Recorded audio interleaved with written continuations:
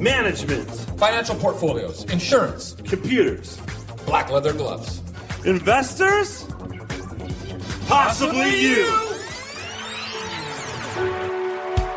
Hey, podcast listener, even if you are alone in your entrepreneurial journey, know that today, right now in your earbuds, you are joined by thousands of entrepreneurs from all around the globe seeking to grow better, more profitable location-independent businesses. If you'd like to learn more about what we do and download our entire back catalog, check out tropicalmba.com.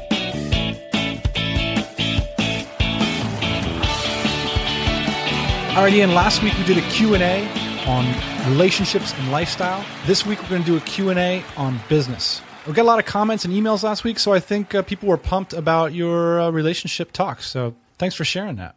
Yeah, everyone except for my girlfriend. I made a couple thousand people happy. I made one person very upset. So no more relationship episodes then. No more. Did you really make her unhappy? No. She doesn't even listen. It's okay. This week, we're going to answer the listeners' business questions. Everything from productized services to offshore business to management and to our own personal business outlooks, okay? But two quick news items. First off, we have that Barcelona event coming up in June. It's the 25th to the 27th. We announced it last week on the show, and already 30% of the tickets have been accounted for. So if you're sitting on the fence thinking about joining our network of experienced location independent entrepreneurs, if you want to meet with some amazing people in Barcelona, now's the time to get moving on that. And also, we continue to get pictures from listeners from all around the world listening to this show, and we post those pictures at tropicalmba.com/listeners. So post them in the comments or drop us an email, and we love to post those up on our website. Quick note, Dan, a little hangover from last week talking about significant others. I know we get a lot of emails, people asking, can I bring my significant other to your events, Barcelona specifically? Yes, you could bring your significant other to our events. A lot of times at these events, we have parties because that's what we do. These are opportunities for your significant other to mingle with other significant others. So it is definitely a good idea to bring your significant other, have them lounging at the pool, drinking through your mini bar, all that good stuff. So yeah, bring them along. There's tons of opportunity for them. Rock on. Okay, so Ian, we got plenty of questions. What do you say we jump right into them? Oh, yeah.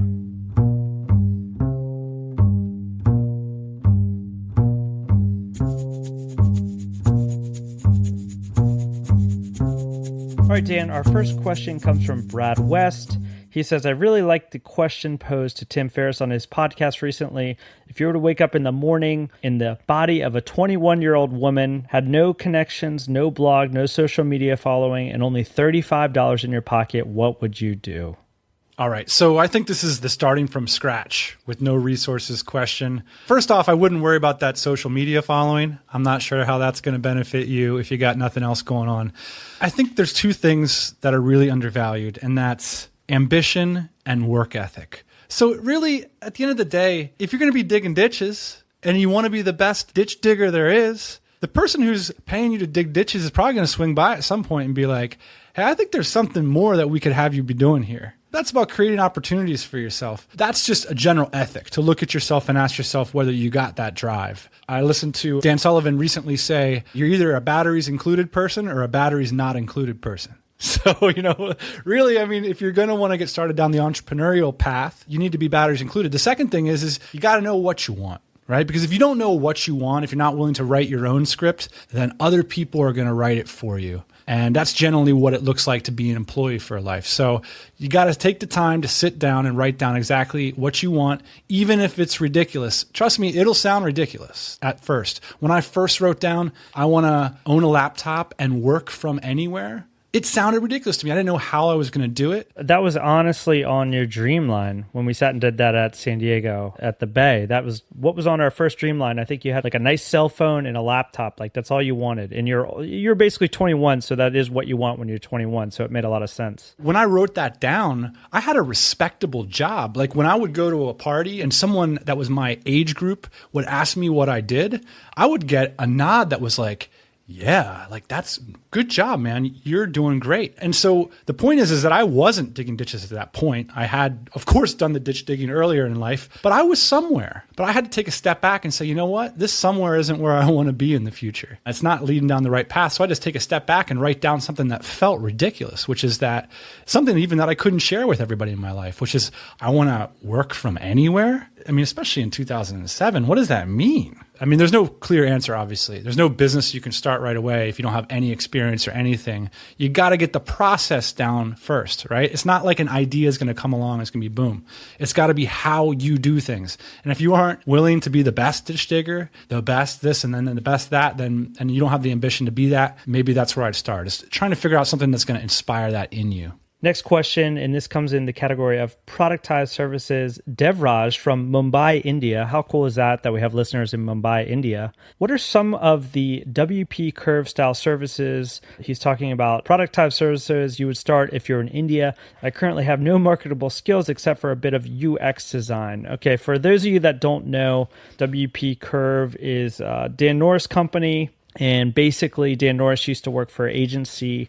He learned all about what is wrong with agency, and then he started this company called WP Curve. And I don't know what their rates are right now, but basically, you pay $80 a month to have anything done on your WordPress site within reason. Is that about right, Dan? Yeah, like small tasks, things that we used to hire a full-time person or an agency just to tweak your blog a couple times a month. You don't need that. So he came in there and said, look, agencies are weak at this. And if I focus directly on that problem that the bigger people aren't solving, I can scale that service across a broader customer range. So Devraj, I think that when I think about this stuff, it's not about the exact idea necessarily, although we have done like 3 episodes full of ideas, so you can check back to those. I think it's about the sort of way that these ideas come about. Generally, the best productized services come from people who understand an industry well enough to know the weaknesses of the service providers in that industry. So I think the process of discovering that has to be like, you got to jump into an industry somehow. I mean, you got to start hanging around people who pay for services, whether it's lawyers, whether it's online marketers, whether it's accountants, travel agents, you name it. I mean, they're all hiring consultants. They're all hiring services. And there's things that those consultants and services do poorly.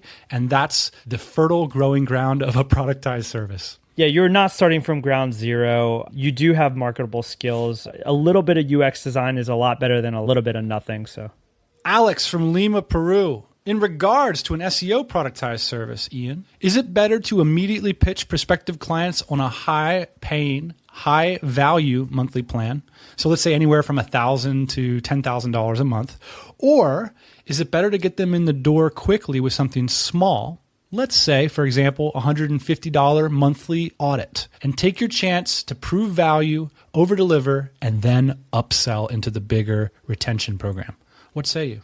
Wow, this is a worldwide podcast. I like it, Dan. First question, Mumbai. Second question, Peru. I think, Alex, the real question here is confidence. You're talking about 2 different approaches. I think it comes down to confidence. If you can walk into a client's office and charge them somewhere between $3,000 and $10,000 a month, that's a special skill. That's a sales skill.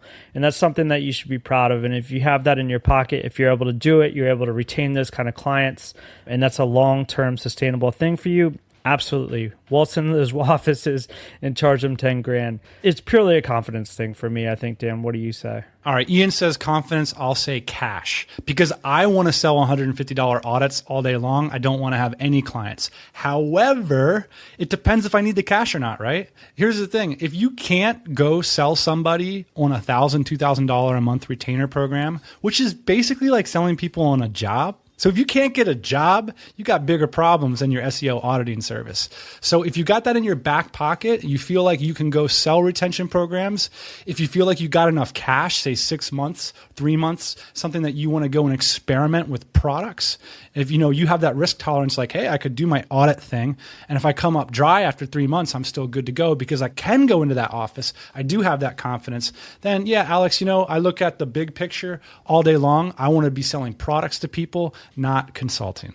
It's a really important point, and that's a distinction that we made early on in our product business. So we kind of had the option, Dan, and a lot of product designers, I got a degree in product design. A lot of product designers come out, all they do is client work. They work for LG, and it's like kind of this piecemeal stuff, and then they go work for some other electronics company, and you end up with a bunch of clients a lot of times. And we made the distinction early in our business, we want to have customers. It seems like customers talk back a lot less. Do you notice that, Dan? Absolutely. And we have a whole series of episodes about this, Alex. So if you want to do a deep dive, do a search on Tropical MBA for 1,000 true fans, 100 true customers, and 10 true clients. We got some legal questions. Matthew from Kentucky, USA. I like Kentucky. It's a fun place. Let's say I'm following your advice and setting up a service business. Should I run an LLC, incorporate and do an S Corp, or just DBA under my name? A lot of questions that we don't know the answers to here. I just want to start off by saying this. Dan, we have made a massive, massive mistake. Don't make this mistake. We incorporated in California. It's a very high tax jurisdiction. Not only did we incorporate in California, we stayed incorporated in California. So there becomes a point in your business, if you're making 0 to 100K a year, I don't think that you should necessarily worry about this question. It's kind of small potatoes, Matthew, but let's just assume that you're not small potatoes. Let's assume that you're something bigger than that. If you're something bigger than that, you really have to take this stuff seriously. We didn't take it seriously, and we continue to ignore the problem as we got bigger, and it just turned into a bigger problem. So there's much lower tax jurisdictions throughout the United States, throughout the world, where you should be considering if you're building a big time business. We didn't do it, and now it's costing us thousands and thousands of dollars a year. And Matthew, if you're just getting started, I think it's a bit premature optimization. My window for thinking about this question and for taking it to tax professionals would be about when I make, like 25 grand a year, 30 grand. It looks like it's going to be something and you know what it's going to be. Right now, I would just do business under your name and get that cash flow going. A similar question, Ian, from Ian Robertson, currently in Puerto Rico. Hypothetical, let's say you have a USA corporation. I know you guys have a Hong Kong corporation. Knowing what you know, would you then dissolve the USA corporation and move it to Hong Kong? Why or why not? I think I could take a stab at this one. If you don't have a reason to be in a high taxed jurisdiction, and those reasons could be many things. It could be patriotism. It could be employee relations, client relations, any number of reasons you might have. If you don't have them, and you can run your business without any significant problems in a place like Hong Kong, a low tax jurisdiction, absolutely. I would move it, or I would start there in the first place. And again, these things start at around like $100,000 in income a year, I think. Some of the biggest costs in these are administrative costs and the energy that it requires for you to pull together the team to manage all this stuff. That said, all things being equal, if you can set up in a high tax or a low tax, I choose low tax. And there's extra benefits to being in a place like Hong Kong. You don't have to pay quarterly corporate taxes.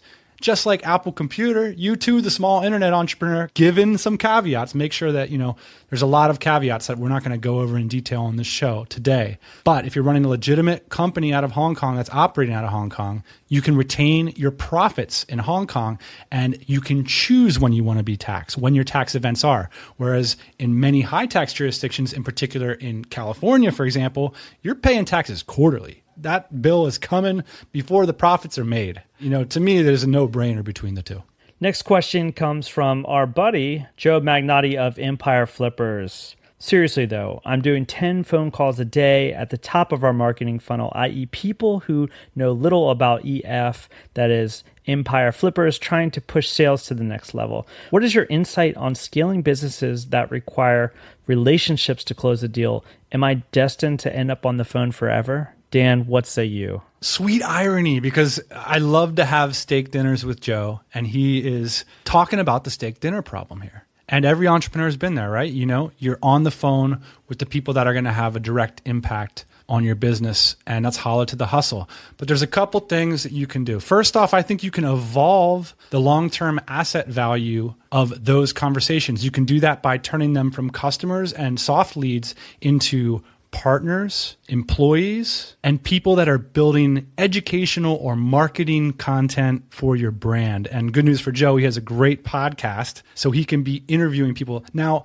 is Joe going to make less money over the next 3 to 6 months if he spends all his time on the phone with employees, partners, and podcast guests? Maybe. That's really important here, Dan, when you say that, because at some point in our business, we made that decision too. So, I could have been going to all these trade shows and I could have been talking to all these high value clients and customers, right? But at some point, we just decided, hey, we don't want to be in the day-to-day operations of our company. So we're going to take a step back. We're going to train these guys. The best that they can do is the best that we're going to do, Could our company be more millions per year? Potentially. Would it have meant that I would have had to been on the phone and my quality of life would have been less? Probably. So we've had conversations about this, but this is one of these questions. It's like, where's the company going? Where do you see yourself going? If you don't want to be on the phone anymore, don't be on the phone anymore. Hire somebody to do it. Will your business suffer? Potentially. Is it worth it? That's a personal question. Are these long-term plays going to play out or not? And we never know that.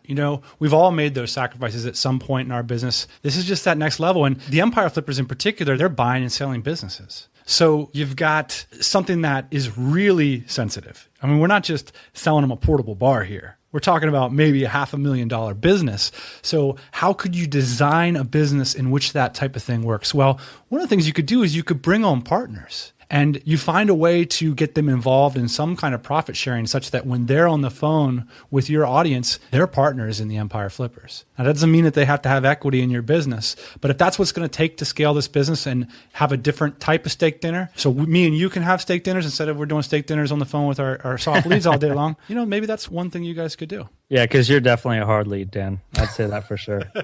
We got an email from Tuck Tran who said, I love your guys' podcast. I'd love for you to discuss the issue of age. In the startup world, Tuck points out that there are twice as many founders older than 50 than there are younger than 25. So in other words, the average age of startup founders is much higher than the media would have you believe. So what about in the location independent space? Are there market opportunities in this? So I got a couple of things I want to say about this. First things first, it doesn't surprise me at all that the average age of startup founders is older than we would have suspected. The startup ecosystem and script is decades old. So the people that grew up with that, they weren't me and you, Ian. Like these were people in their 40s and 50s that grew up with the startup script. Most of the business owners that I meet are older people. I mean, it's just like what you read on Hacker News and the next web is just like such a small sliver of what's actually going on. Absolutely. And, the first business that I ever really resonated with was 37 Signals, which I think is a quintessential lifestyle business. That's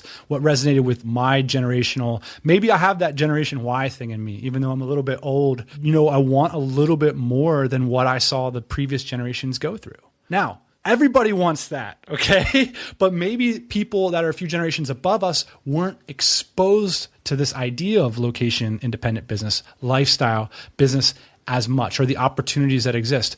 But I've seen people leverage this. So our friends David and Carrie McKeegan from Greenback Tax Services regularly hire accountants, some with decades of experience, for much less than market rate. Because I think the concepts of having a good lifestyle is universal. And maybe working for a Big Five accounting firm and living in a Big Five expensive city isn't as cool as we made it up to be. And maybe what's really cool is going home to your hometown and hanging out with your family and taking the afternoon off to go to the park or go to the gym. If you can offer that to people, you're going to have incredible competitive advantage with the 25-year-olds that, whether you want to do it with an apprentice or whether you want to do it with an experienced professional or even just somebody looking to make a career change.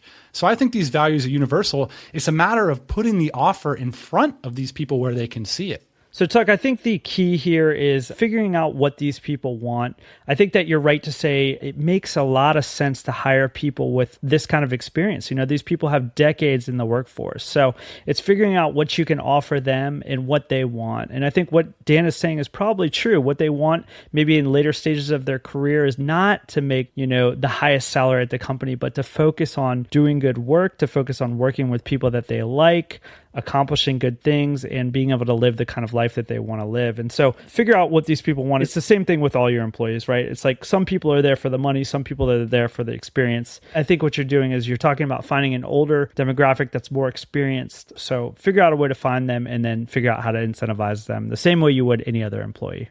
I think part of it, Ian, is maybe just convincing these people that these opportunities exist. I mean, we've all been in conversations as location independent entrepreneurs that you're putting your game face on and trying to describe what you do. And there's just a lot of disbelief. Like, it's almost like you've stumbled onto a magical shamrock or something. You know, me and you, we sit here and we talk about how cool it's going to be to like go to Barcelona this summer and like live the life that we're living at 30 something, you know. I'd like to hear the perspective of somebody that's 50, you know, and we hear that sometimes. And some of these people, they want to travel and they want to live this location independent lifestyle, but I bet they've got a lot of other cool ideas of things that they want to do that we can't even think of. Absolutely.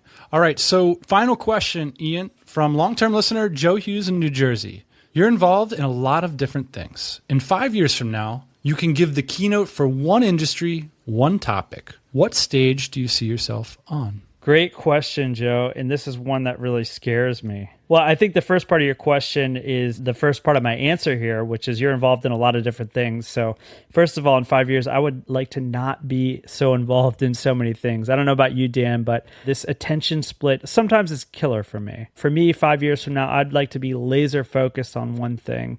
And I think another thing that hopefully we can agree on, Dan, is 5 years from now, we would like to be behind these mics in some kind of capacity. What do you think? So I won't make a prediction on an industry. It doesn't matter to me, Ian, if we're sitting in leathers with a headset on talking about the race that weekend, or whether we have a comedy show, if we can improve some of our comedy chops, or whether we're talking about lifestyle business. I think that we've got a lot more to say about these things and a lot more to see about the way this world evolves.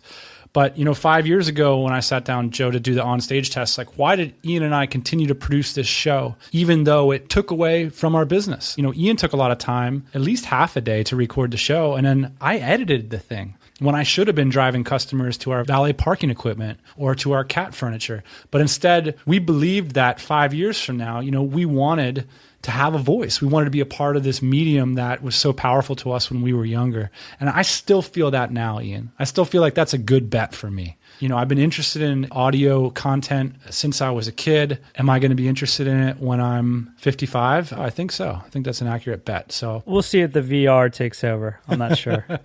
All right, Ian. Speaking of radio, we got a segment and you're in charge. It's called Rap and Reviews. What do you got for us this week? Well, Dan, I know we play a lot of him, but honestly, like today in the rap game, there is really nobody else that you should be paying attention to. This is Action Bronson, and Action, if you're listening, you probably are. I just want to say, major album debut, not so great. You put out like 7 awesome mixtapes, and then you drop this thing. No more Harry Fraud. You got No More Party Supplies. I mean, they're on like 1 or 2 tracks. This is just absolute garbage, but I had to pick the best track. It's called Easy Rider. I love you, man, but get your game back up. Did you ever hear Hannibal Buress's bit about comedians going niche and capitalizing on the obvious opportunities to be the comedian about food or the comedian about this? Yeah. It's like, I wonder, we've been talking about Hennessy for 15 years now. How come nobody saw the food angle? You know what I mean? This is the first guy to see it. This is inspiration for entrepreneurs everywhere. The opportunities are right in front of your nose. Sometimes it takes a genius like Action Bronson to show you how you can sing about drizzled olive oil and how that can make sense in the rap game. He's amazing, man. He's amazing.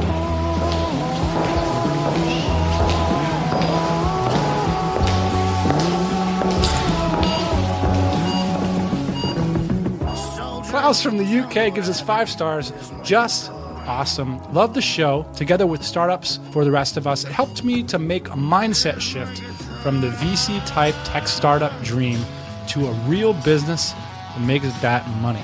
Really enjoyed the last episode and your response to the startup podcast. Thanks, Klaus. Where's the beer donation button? Yeah, good question. By the way, Dan, favorite beer right now? Where are you at on that? You know, I don't have a lot of options living here in Asia. Oh, yeah, that's true. You're basically going to Chili's and asking what's on tap.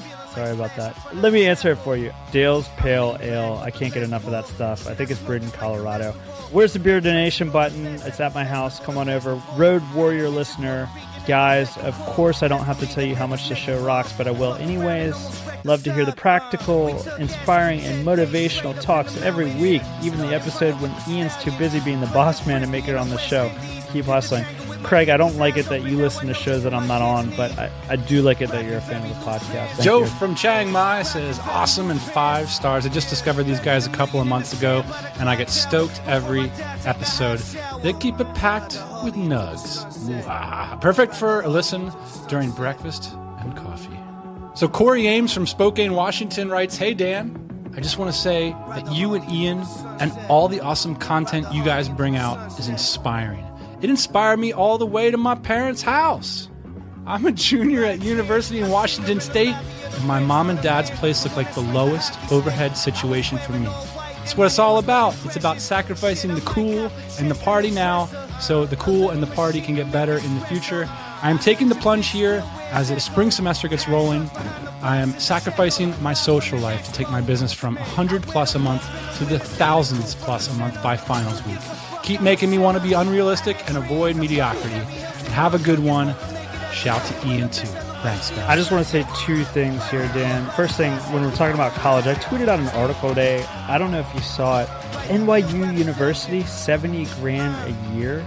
I mean, is that real? Is this really going to continue happening? Are people really going to continue to pay these kind of prices? If they are, I'm going to get into the university business. Could be what's up next. So if you're interested in hearing about more NYU tweets, I'm at anything Ian on the Twitters, and Dan is at Tropical MBA. You know, that's what we do here, and I think we're creating a world full of bartenders and young entrepreneurs sleeping on their parents' couches.